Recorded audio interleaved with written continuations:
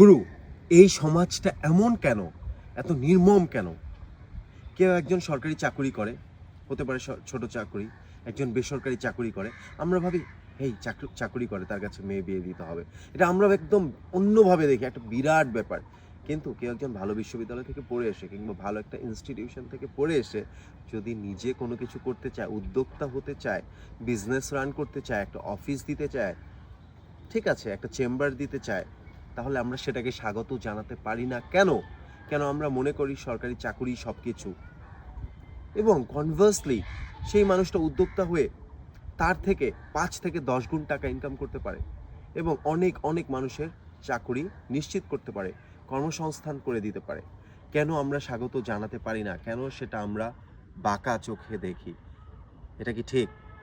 এজন্যই বাংলাদেশে Elon Musk জন্মায় না, মার্ক জাকারবার্গ জন্মায় না, অনেক অনেক আয়মান সাদিক আমরা পাই না, অনেক অনেক বড় বড় উদ্যোক্তা আমরা পাই না আমাদের মেন্টালিটির কারণে।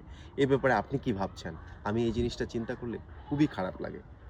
কেন একজন ছেলে অনেক পড়াশোনা করে এসে নিজে একটা চেম্বার অফিস করে দিতে পারবে না? কেন সে পশু পাখিদের ট্রিটমেন্ট করতে পারবে না?